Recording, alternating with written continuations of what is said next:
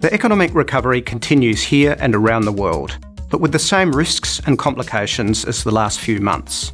Our updated forecasts halfway through 2021.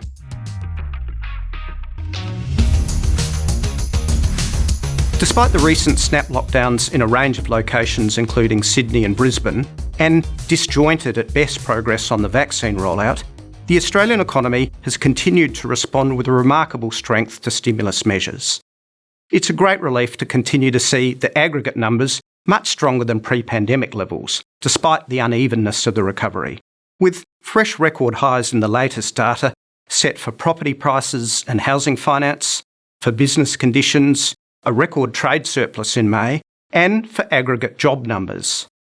As the chart shows, our total employment is well ahead of the previous peak in early 2020, unlike most other countries who are still trying to recover all the jobs lost through the pandemic. Jobs growth has certainly been uneven here by industry, but importantly, each Australian state and territory is ahead of pre-pandemic levels of employment, and record highs for job vacancies suggests that this trend will continue, with 27% of employers reporting difficulties in finding staff in June. All of this progress has encouraged the Reserve Bank to announce a tapering in policy support, with quantitative easing pared back to $4 billion per week from September, and a concession that RBA rate hikes are now more likely to be earlier than previously stated. As we flagged in our April and May updates, the timing of an initial interest rate hike in early 2023 would be consistent with the economic progress and extent of fiscal support. And since then, November 2022 has also become a plausible candidate given the context of rising inflationary risks and tightening labour markets. So, the main factors in official interest rates will be inflation, wages growth, and how quickly we reach full employment. Also, while the RBA don't consider the property boom to be central to monetary policy, they have noted the scale of price rises and the strong demand for housing credit, with investor lending up 13% in the month of May alone. Regional property prices rose over 17% last financial year, matching the outperformance of regional Australia for employment, another example of the unevenness of the recovery.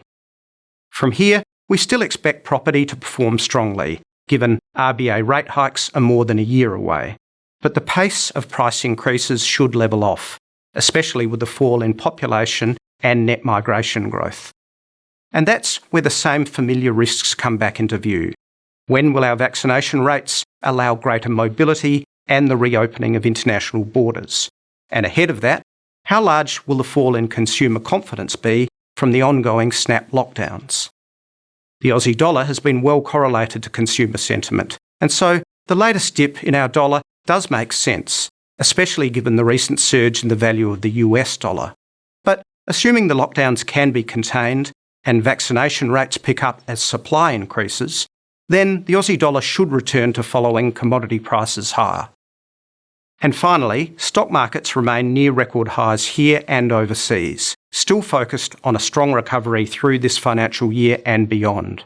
But while this new fiscal year will have the same levels of policy support, the closer we get to RBA rate hikes, the more volatile the markets may become. And that's the market update from Bendigo Bank.